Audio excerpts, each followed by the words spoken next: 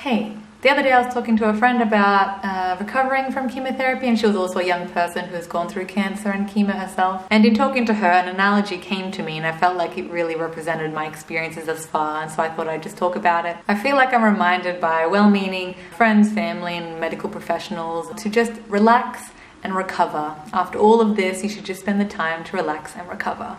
And I agree, after going through something like chemo and cancer and all the traumas and hardships that come with that, you really do need time to just sit back, I guess, and relax and recover. You need to minimize or get rid of things that create stress in your life and hold on to the things that are meaningful and that make you happy. But I guess I feel like the whole relax and recover phrase, that statement, just makes this all feel very passive. It makes the process just sound like it's a passive one, kind of like when you break a bone or you come out of surgery or you wound yourself. You're just meant to kind of like sit back, I guess distract yourself, maybe take some painkillers and just wait for the healing to take place and just not do anything that's going to cause the wound or anything to get worse or to get bigger. And in my experience with most things that have, I guess, been painful or hurt me, or things that have broken, or things that have been kind of damaged physically, normally, all you have to do is just wait and make sure that you don't kind of focus on it too much, and you kind of just manage the pain, and you do kind of just like sit back and wait for it to heal. But I feel like after this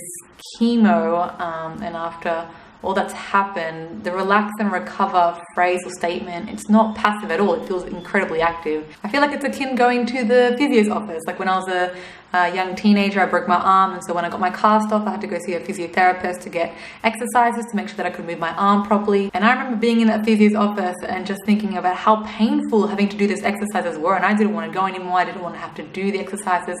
I didn't want to have to push my arm further bit by bit to see how far it could go and to make sure that it would be able to kind of stretch out to its 100% potential, or the way that it used to work. But I just remember it being so incredibly painful. But I remember having to do the exercises and it was incredibly active, and that kind of made it hard in itself. And I had to do those exercises, if not, my arm might not have healed properly. And even though it's not the best comparison, I feel like it's kind of the best thing that I have at the moment to kind of describe what recovery has been for me thus far. It's not something where I can just sit back and passively wait for things to get better. Just kind of like my port, when I got that removed or when I got it inserted, it was kind of just like waiting around for it to heal and just seeing the pain, slowly go down or disappear.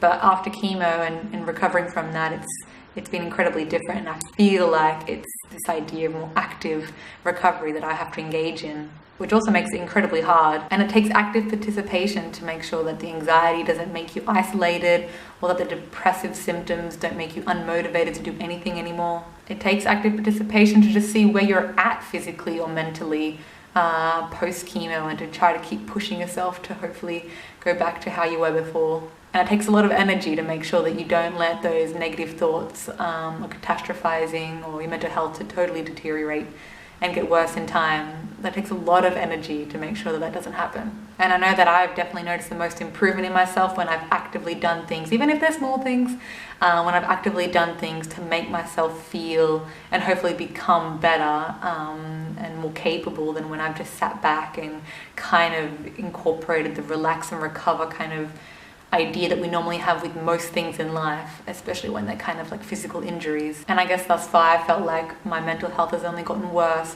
when I've been very passive. If any of you have gone through this, do you agree with me? Do you have this kind of real distinction between ways of recovering, this idea of active or passive recovery?